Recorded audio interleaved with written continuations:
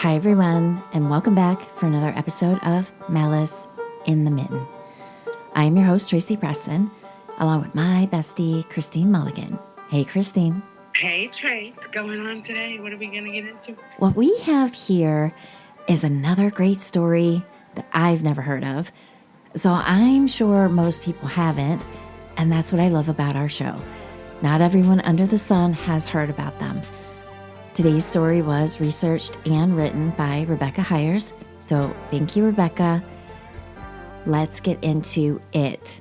This is Season 8, Episode 7, Who Was John Burns? Unsolved Mysteries to the Rescue. South Lyon, Michigan sits just west of Detroit and east of Brighton in Michigan's Oakland County. It was incorporated into a city in 1930, and in 1947 or 1948, John Edward Burns made this new town his home. When he first moved to South Lyon, John obtained work performing manual labor jobs. After a few different jobs, mostly on farms, he eventually became the janitor at South Lyon High School. After he'd lived in South Lyon for about a year, he met Anna McMurray, and a year later, the two of them married.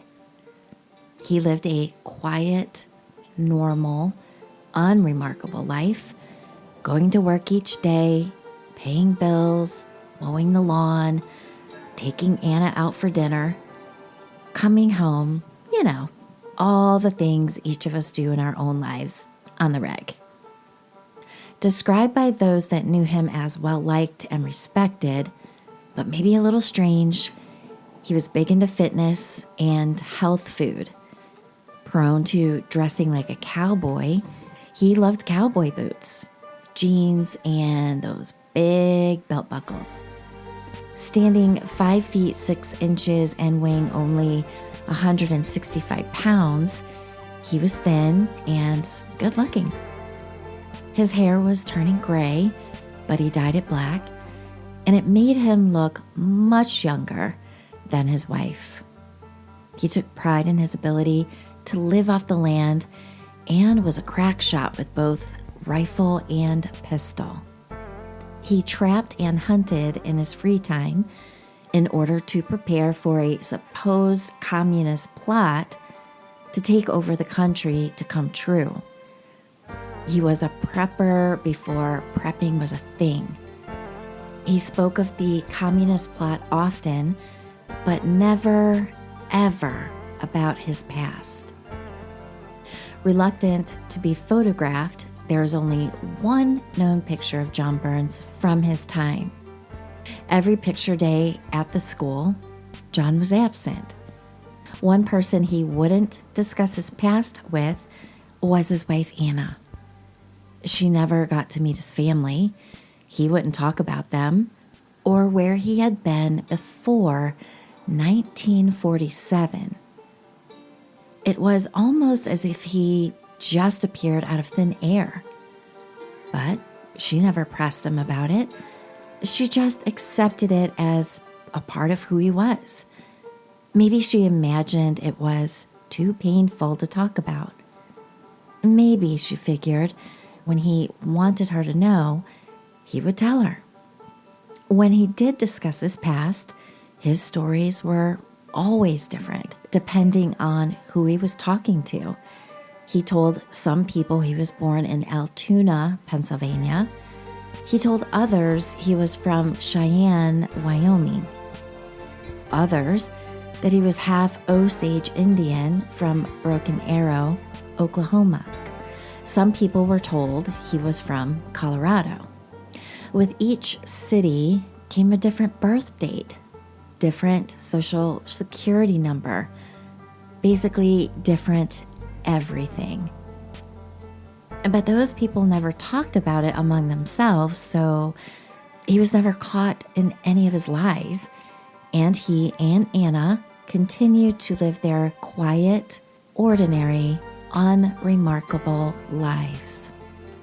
Now, 15 miles away, Eleanor Farver was trying to make a good life for her, her 6 children, and her grandchildren. Born on June 4th, 1924, her life had been difficult. In 1969, she was 45 years old and had hopes and dreams for a better life. She had married once, and that husband just disappeared. When he didn't come back, she divorced him and married again. Husband number 2 burned their house down, so she divorced him. Eleanor had always wanted to own a little land and raise chickens. She had had enough chaos in her life. She just wanted calm and peace. She found an old schoolhouse at 2931 Joy Road on the outskirts of the city, so she bought it, moved in, and began to make her dreams come true. Across the street from her little house was a barn where she finally had a few chickens to raise. When she met John Burns, she thought life had become perfect. After the turmoil of her first 2 marriages, she had finally found a good man. The two met sometime in 1969. The then 63-year-old Burns, who looked like he was only 40, treated the much younger Eleanor like a queen. He treated her better than she had ever been treated before. He spoiled her children and grandchildren, even buying them every kid's dream, a pony to live with the chickens. He wined her, he dined her, he spent all of his free time with her. He helped her around her little farm. Always he was at her house. They never went to his, and we know why, but Eleanor had no idea that he was married. Most of Burns's friends knew, possibly some of the neighbors, but nobody told Eleanor. There wasn't social media to tell on him, no Facebook to post pictures of his cheating, no Coldplay concerts with kiss cams. He lived his double life with nobody the wiser. As time went on, Burns would occasionally get argumentative and show a nasty side. But she dismissed that. And when he asked her to marry him, she gave a resounding yes. The two went and had the required blood test done in order to apply for their marriage license. And Eleanor, for the first time in many years, was truly blissfully happy. She had a good man with a steady job that loved her, her children, and grandchildren. Little did she know, John was going to make her previous 2 husbands look like saints. So this wasn't that far away from where he lived with his first wife? Nope. Same town. Crazy bananas. There's 2 different versions of how Eleanor found out John was married, and they are as follows. In May of 1970, John and Eleanor were out running errands. He told her he needed to stop at his house, and when they got there, he told Eleanor to wait in the car. She could see Anna through a window, and Anna could probably see Eleanor sitting in the car. But neither one knew who the other one really was. When John returned to the car and Eleanor inquired about the woman, John told Eleanor Anna was his elderly aunt that lived with him. Eleanor believed him. John looked much younger than his actual age, and Anna, well, she looked her age. Claiming Anna was a difficult woman, he told her that was why he avoided being home and why the two hadn't met before then. She had no reason to doubt, and the plans for the wedding continued. Oh my God. Can you talk about just gullible? What the hell?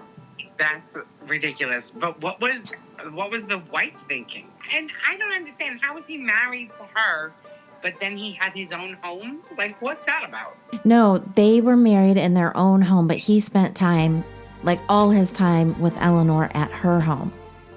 So he lived at home with his wife. It's the time of don't ask and I won't tell kind of a thing. You know, the man can do whatever he wants. It's the 1960s. I don't understand how he's living with her and her kids and all that, but at the same time, he's still having a quote-unquote home. It's a little strange. So that's strange. Yeah. I mean, this has happened. You know, you hear these stories. They're just bananas. It's a complete double life. Yeah. It really is. I really don't understand why people go to all that trouble. It's bonkers. And like Becky said in the story, there is no social media. There are no cell phones. There's like, you have a house phone. You know, again, in the late 60s, beginning of 1970, guys didn't narc on other guys. They still don't, really. But, you know, everybody knew it. And they never said anything, which is bonkers. How crazy is it that we all know that this used to be kind of commonplace at that time? Isn't this crazy? Oh my God. Okay, I'll stop. Go ahead. Yeah, it makes me nuts. All right, so in September of 1970, Eleanor had borrowed some items from John, and since she now knew where he lived, she decided she'd return them. Driving over to his house, she knocked on the door. Anna answered. Eleanor, meeting Anna for the first time, introduced herself as John's fiancée. Well, Anna's response, "I'm his wife," and laughed. Devastated, Eleanor fled in tears, and when she arrived home and composed herself, she wrote a letter to John telling him it was over and she never wanted to see him again, ever. They were done. That's one version of the story. The other version has Eleanor's son finally breaking down and telling his mother that John was married, and then she called it off, giving a note found later. Probably the story of the son is the true version of how Eleanor found out about Anna. Now, either way, John did not take the news well at all. Coming to her house at night, he would knock on the door. She would ignore him. He begged for a chance to explain. She continued to ignore him. He began to stalk her, following her car, trying to run her off the road. Knowing her second husband had set their house on fire, he even threatened to blow her little schoolhouse up with dynamite, even showing up one day with some. But Eleanor wouldn't budge, and good for her. She refused all attempts to reconnect. As is often the case with domestic violence, the police told her it was a lover's spat and said there was nothing they could do when she went to them for help. The more she turned him away, the more angry and violent he became. He was slipping letters under her door at night that were full of hate and threats, pounding on windows and doors at night, stalking her during the day. She had no rest, day or night. She must have been absolutely terrified. Now, how is this that this guy thinks that this is going to get him back in her good graces? That's the thing about some people, especially men of that time. They really didn't have anybody telling them no ever. They believed if they worked hard enough for it, and it was theirs, and by golly, they darn deserved it. It's bonkers to me. But the fact is, when you were talking about how it was commonplace at the time for if a woman went to the police and she was getting beaten and battered, they literally looked at her in her bloody face and said, "This is a lover's spat. Try to work it out." Are you kidding me? I know. All I can think about is the burning bed. Yeah, it's just... It's a man's world. We can't even get into that conversation, Trace. You tried to get me riled up today. That's what you're trying to do. You're trying to get me riled up. That's right. I want to get your blood pumping. Make you know you're alive. Right. Just for no reason. Yep. All right. But when you are a mom, and a grandma and the sole parent, it doesn't matter how frightened you are. Kids still need to be fed. Chores still need to be done. You have to keep their world turning, even when yours is falling apart. Ain't that the truth? Yeah, man. Now, the morning of September 22nd, 1970, was a Tuesday. Eleanor went out to the barn to feed the chickens and check on some eggs that were ready to hatch, while some of her children and grandchildren played in the yard. Her daughter-in-law, Melody, who lived with her, was in the house visiting with a cousin. It was a normal day with no foreshadowing of how it would end and what would follow. What Eleanor didn't know is John had awakened early and told Anna that he was going up north to do some hunting. Anna bid him goodbye, and out the door he went. Rather than turn his car north, he turned into town and paid a visit to the local hardware store. There, he told the owner, Bud Martin, there was a dog in the neighborhood that needed to be taken care of, and he needed the appropriate bullets. Bud asked him, "Do you want to dust it off or kill it?" John said, "Kill it." After buying some shotgun shells, he then pointed his blue Chevrolet station wagon towards Eleanor's house. Parking the car in the barnyard, he began to question Eleanor about a car in the driveway. She told him it was her cousin's car and he needed to leave. Jealous, he didn't believe her and accused her of infidelity. What a jerk. That's his move, not her move. I hate that. I hate the gaslighting. Yeah, I kind of think that it's the most, I don't even know what the word I would use for this, but flabbergasting maybe is a corny choice, but it's flabbergasting how cheaters will always attack the other person for cheating. It's just amazing to me. Yeah, flip your shit on someone else. No. Now, Eleanor's granddaughter, seeing John arrive, hearing the tension and the yelling voices, went into the house and told her mother, Melody, "John's here." Melody looked through the window and watched as John reached into the station wagon, removed a rifle, and began to load it. She ran for the closet where their gun was stored, but by the time she returned, it was too late. While Eleanor's 9-year-old daughter, Nina, who was home recovering from an appendectomy, a nephew, her granddaughter, and a neighboring farmer watched, John lifted the rifle and shot Eleanor dead. Once in the stomach, once in the head, and one wild shot. He then turned, got into his car, and left. And he would not be seen for another 17 years. He just came, killed her, and then disappeared even on Anna? Yeah, man. Huh. Yeah, he's a Rolling Stone. Oh, goodness. Yeah. Sheriff Douglas Harvey and Detective Sergeant Harold Kerr started the hunt for John, but John Burns didn't exist. They knew the person that had killed Eleanor, but not who he was. There was no record anywhere of John Burns. Police did manage to piece together some information of what happened after the murder, but it was of no help. In a bizarre move, 10 days after the murder, Anna received a letter from John, postmarked Northville, Michigan.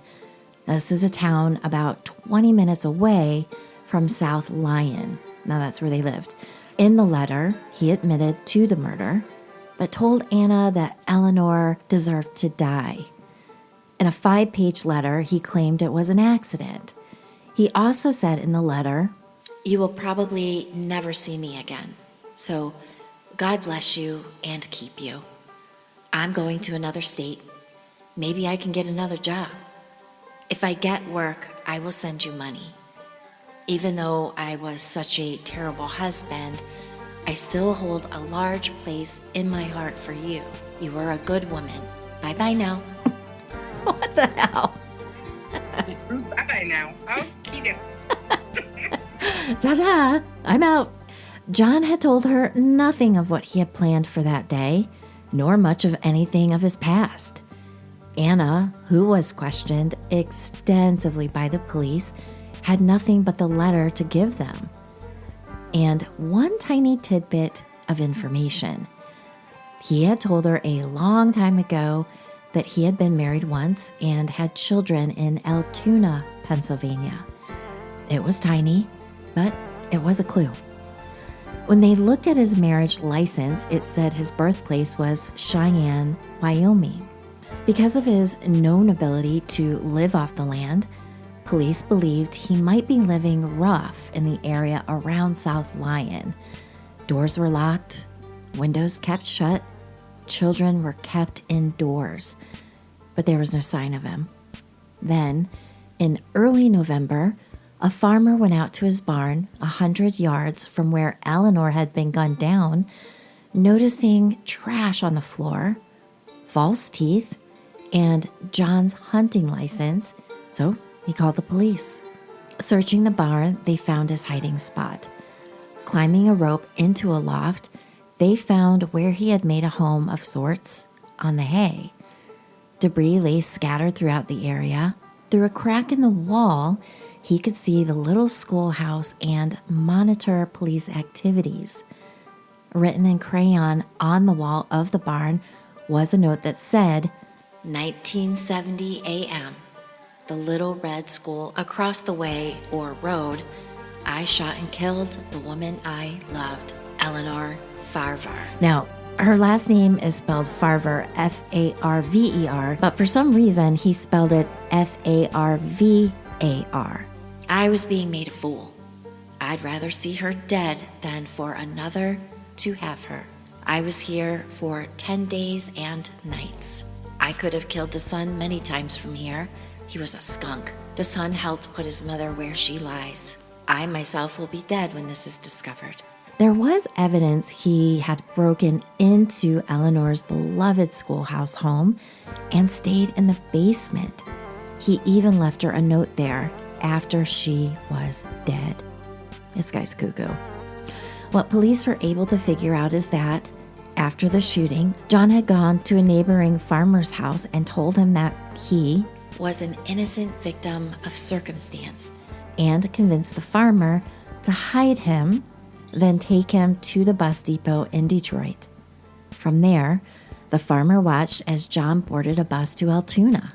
Once in Altoona, John borrowed some money from a friend and caught another bus to Cheyenne, Wyoming, where apparently he really had lived as a child. After a few days' stay, he took another bus to Houston, Texas, and then he disappeared from the face of the earth. Pictures were sent to police departments in Pennsylvania, Wyoming, Texas, and all over Michigan. Police searched through yearbooks. They contacted the Osage tribe. They poured through Social Security records using the birth dates and numbers John had used while in South Lyon. There were no birth records, no death records, no military records. They checked dental records. If there was a record, they searched it. They contacted all vital records bureaus in the United States and Canada. But no matter where they looked, who they contacted, what they tried, there was no record of John Burns prior to 1947. So, how do you catch a ghost? Yeah, but I want to know, like, how did he get married to Anna in the first place? Like, how did he have a job? Like, how did he do all these things? I mean, this is the 60s you're talking about, right? Yeah, late 60s, yeah. Okay, granted, I wasn't born around then, but when I was born, like, even as a kid, you know, the whole working paper thing, like, there was a trail. Why was there, like, how did this guy exist and do what he did? Have a job, get married, have a license, like... But then again, I'm saying all this, and as I'm saying it, I'm like, back then, licenses were really easy to fake. Well, you know? And let's think about it. How big were computers back then? Like, not. Yeah. Right? So you can't just quickly cross-reference and Google up somebody. You had to take them at their word for it. You supplied me documents. Cool. When are you starting? How about Monday? Bananas. Yeah. All right. You could get away with a lot of shit back then. Yeah, it's the Wild Wild West. Different version. Yeah. Now, the case went cold, but it was not forgotten. By 1983, Detective William Eskridge had taken over the case. Joining the police department in 1977, he had known Burns from when he was a student at South Lyon, and Burns was the janitor. So for him, this was personal. He carried a picture of Burns everywhere he went.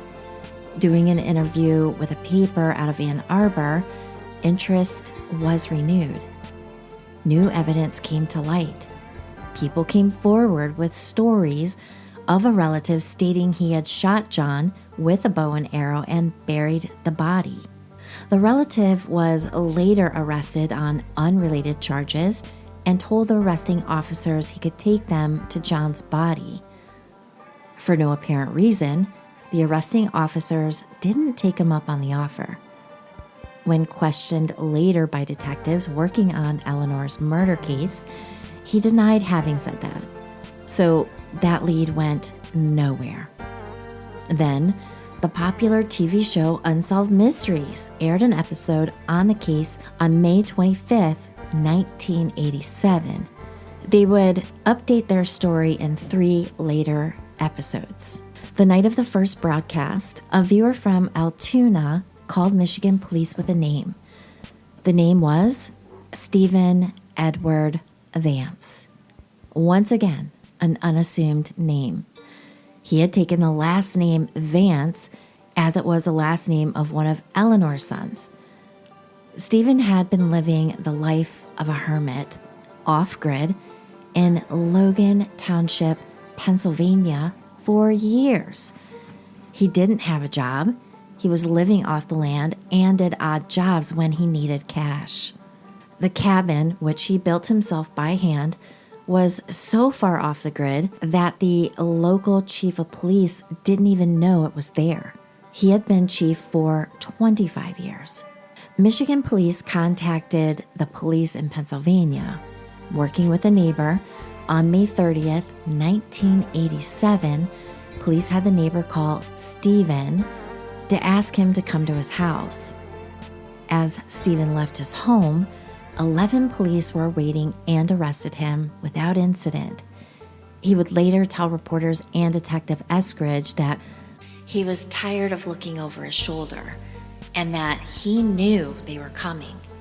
He could feel it. Digging further into his background and interviewing him, they found his real name and were able to piece together his history. Born Wilford Paul Cashman, he grew up in the Mennonite faith, but at some point left the religion. He settled down in Altoona and married a woman by the name of Naomi Dodson, and the pair had 5 children. He was still involved with the Mennonites when his children were younger, but in 1943 he was arrested and sent to Rockview State Prison. He was also facing charges of having illegal possession of ration books and mutilation of government property.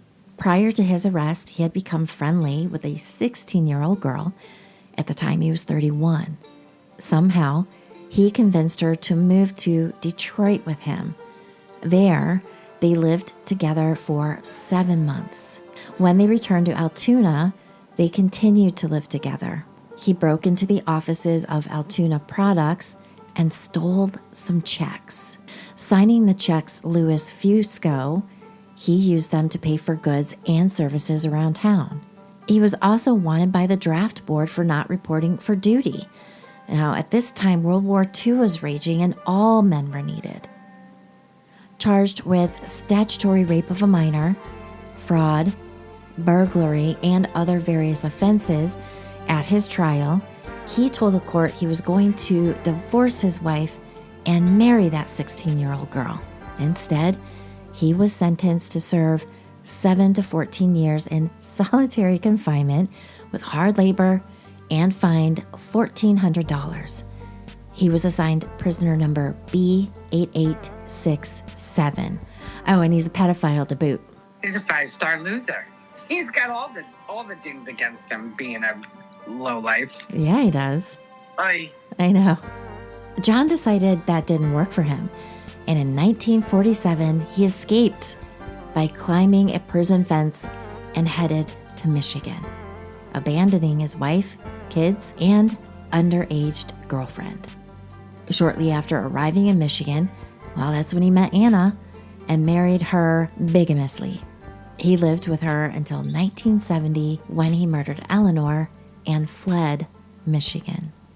Police were correct. He had ended up in Texas for a bit. Then he left Texas, returned to Altoona, where he lived with his father until his death in 1977. His mother had died in 1960. Arriving at his father's door, he knocked and said, "Aren't you going to invite me in?" "Well, who are you?" replied his father. "I'm your son."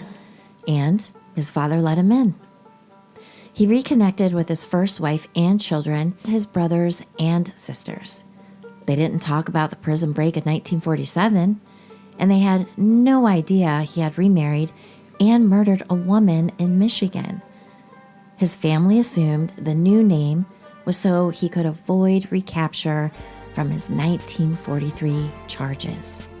Although he continued to lie to everyone, he rejoined the Mennonite church and became uber religious, although he would not attend church services for fear of capture. When his father died, he moved to the cabin in the woods, living like a hermit for fear of being captured. In 1984, he suffered a heart attack from which he had recovered. When John was arrested, he told a judge in Pennsylvania, "I'm tired.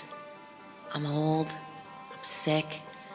I just want to get this over with." Small, old, noticeably frail, and partially deaf, he told the court, "I want to plead guilty."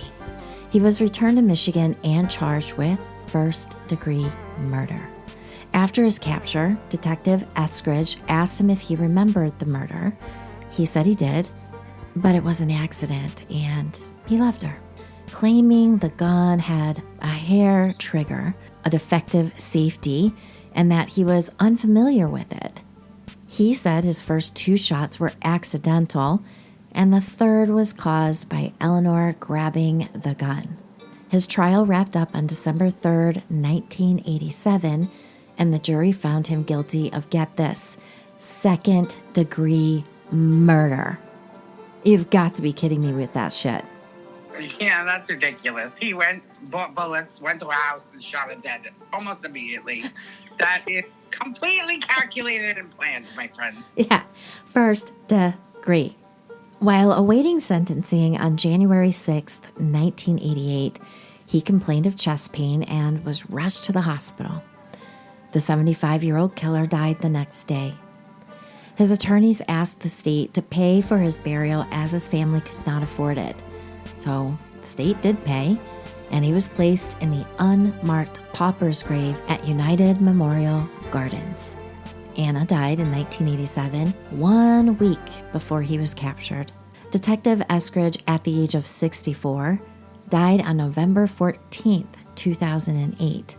This was the second unsolved mystery the show helped to solve. Do you remember Robert Stack? Do you ever watch Unsolved Mysteries? Yes, of course I do.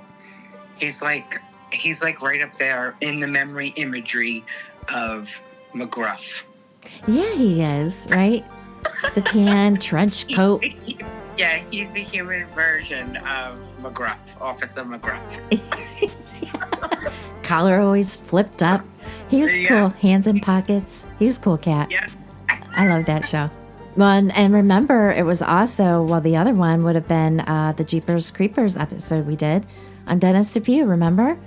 That show was airing when he was hightailed it out and his girlfriend saw it, but then a friend also saw it and they're like, hey. Yeah, that show was the shiznit in the 80s. Yeah, it sure was. All the crimes all over the place, 20 years old. I know. Yep, loved it. So if you too remember and loved Robert Stack, please hit the like and share button. And if you are listening on a platform that allows reviews, leave us a review.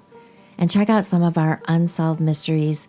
To quote Robert Stack, perhaps you can help solve a mystery. So thanks for listening, everyone. We appreciate you as always. And we will see you all back on Wednesday for Round Robin. Have a great week, everyone. Bye. Bye.